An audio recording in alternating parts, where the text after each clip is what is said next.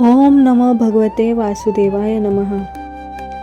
भगवान श्रीकृष्ण आणि भगवान श्री विष्णू यांची कृपा आपल्यावरती सदैव राहोत, हीच भगवान श्रीकृष्ण आणि विष्णूंच्या चरणी प्रार्थना आणि आजच्या नवीन व्हिडिओला सुरुवात. मित्रांनो, या आधीच्या अध्यायामध्ये आपण ऐकलं की अधिक मासाने अत्यंत दुःखी मनाने भगवान श्रीकृष्णांसमोर आपली व्यथा मांडली.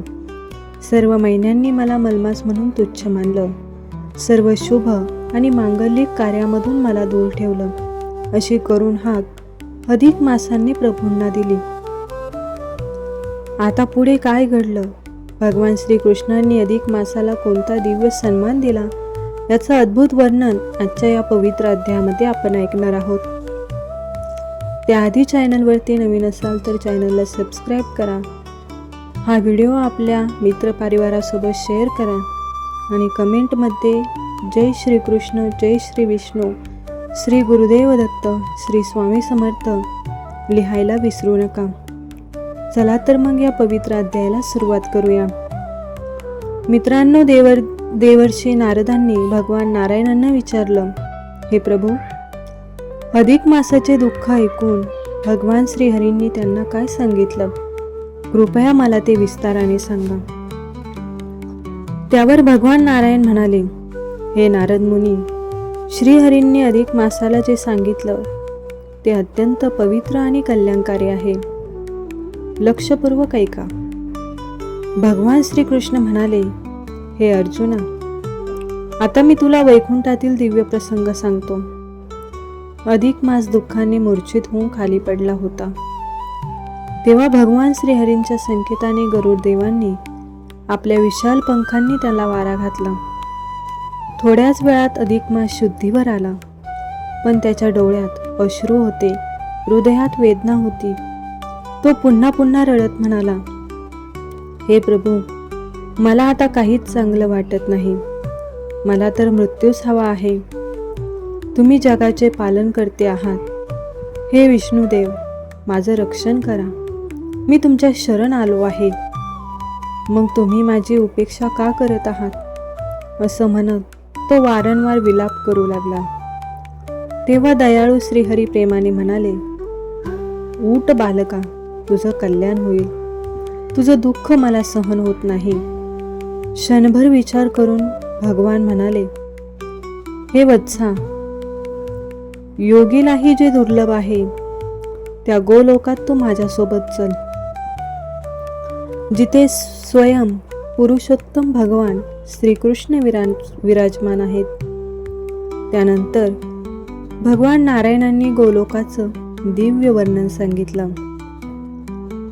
तेथे भगवान श्रीकृष्ण गोपींच्या समुदायामध्ये विराजमान आहेत. त्यांच्या हातात मुरली आहे. त्यांचा वर्ण नव्या मेघांसारखा श्याम आहे. त्यांचे नेत्र लाल कमळासारखे सुंदर आहेत. शरद पौर्णिमेच्या चंद्रासारखं तेजस्वी मुख कोट्यावधी कामदेवांनाही लाजवेल असं अप्रतिम सौंदर्य, पितांबर धारण केलेले, वनमाला परिधान केलेले, कस्तुरी आणि चंदनाने सुगंधित अंग, वक्षस्थळावर श्रीवत्स चिन्ह आणि कौस्तुभ मणीची दिव्य शोभा. रत्नजडित सिंहासनावर विराजमान असलेले ते परब्रह्म श्रीकृष्ण भक्तांवरती अपरंपार प्रेम करणारे आहेत. भगवान नारायण म्हणाले, हे नारद, त्या गोलोकाच्या वर दिव्य तेजानं भरलेलं एक अद्भुत धाम आहे. योगीलाही जे सहज दिसत नाही, पण विष्णू भक्तांना मात्र भक्तीने प्राप्त होतं. त्या गोलोकाच्या उजव्या बाजूला वैकुंठ लोक आणि डाव्या बाजूला शिवलोक आहे. वैकुंठामध्ये चतुर्भुज भगवान श्री विष्णू आणि माता लक्ष्मी विराजमान आहेत. तिथले सर्व वैष्णव शंख, चक्र, गदा आणि पद्म धारण करून दिव्य स्वरूपात राहतात. तर शिवलोकामध्ये भगवान शंकरांचे गण्यवास करतात. सर्वांच्या अंगावर भस्म, गळ्यात नाग, हातात त्रिशूळ आणि मस्तकावर अर्धचंद्राची शोभा. आणि त्या सर्वांच्या मध्यभागी दिव्य ज्योतीमध्ये स्वयं श्रीकृष्ण विराजमान आहेत.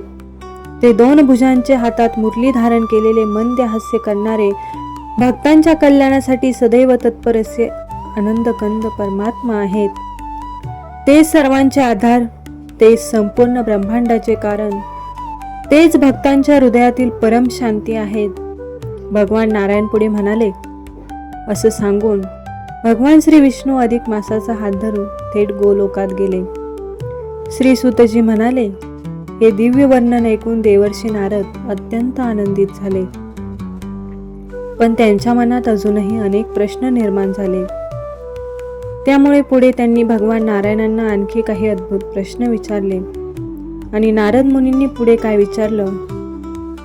भगवानांनी अधिक मासाला कोणता सर्वोच्च मान दिला? अधिक मास कसा झाला पुरुषोत्तम मास? हे सर्व आपण पुढील अध्यायामध्ये ऐकणार आहोत. जर तुम्हाला आजचा हा पवित्र अध्याय आवडला असेल तर व्हिडिओला लाईक करा, शेअर करा आणि चॅनलला सबस्क्राईब करा आणि बेल आयकॉन नक्की प्रेस करा. कारण दररोज 7 वाजता सकाळी आपल्या चॅनलवरती अधिक मास अध्यायाचा नवीन अध्याय येत असतो. त्यामुळे चॅनलला सबस्क्राईब करून बेल आयकॉन प्रेस करा आणि हे व्हिडिओ तुमच्या मित्रपरिवाराला सुद्धा शेअर करा. श्री कृष्ण गोविंद हरे मुरारी, हे नाथ नारायण वासुदेवा. जय जय श्री राधे कृष्ण.